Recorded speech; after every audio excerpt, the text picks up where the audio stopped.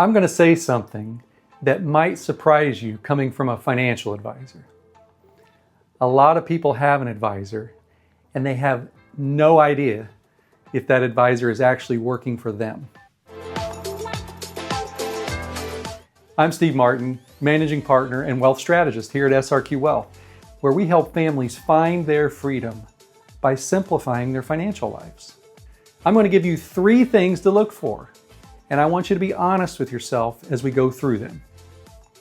Now, the first thing I want you to look for is whether your advisor is proactive or reactive. And here's what I mean. Are they calling you, or are you always the one calling them? Are they bringing ideas to the table before something happens, or do you only hear from them when the market drops? Or are they doing damage control? A great advisor isn't waiting for you to ask the right question. They're already thinking 3 steps ahead. Tax law changes, market shifts, a life event might be on the horizon. Those conversations should be coming from your advisor, not something you stumbled across on the news or ChatGPT. Now, if you can't remember the last time your advisor reached out to you with something proactive, that's probably something worth paying attention to. The second thing, and this one matters more than most people realize, is whether your advisor actually knows your full financial picture. I'm not just talking about your investment account. They need to know your taxes, your estate plan, all your insurances. What are your income sources, your goals, and frankly, what keeps you up at night and what you're actually building toward.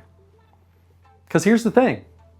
If your advisor is only managing a portion of your financial life, they're making recommendations without the full story. Can you imagine going to a doctor and them giving you a prescription without ever doing any blood work? How much would you trust that prescription?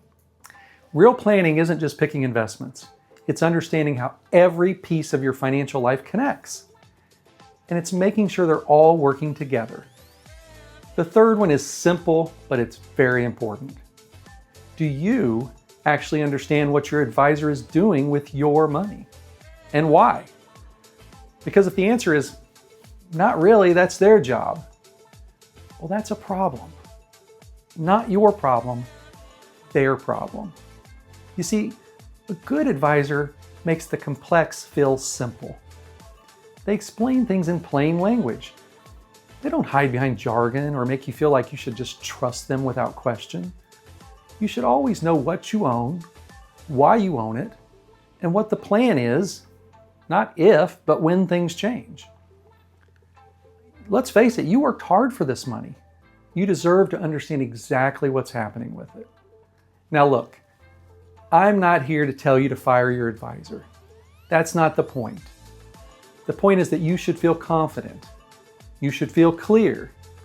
And you should feel like someone is genuinely in your corner, not just managing your account. If you walked through these 3 and felt good about all of them, great, keep going. But if something didn't sit right, it might be time to have a real conversation, either with your current advisor or maybe with somebody new. You've built too much to settle for anything less than someone who's just truly working for you. Hey, I'm Steve Martin, and you've just taken your next step on your journey to true wealth. And if this resonated with you, hit subscribe.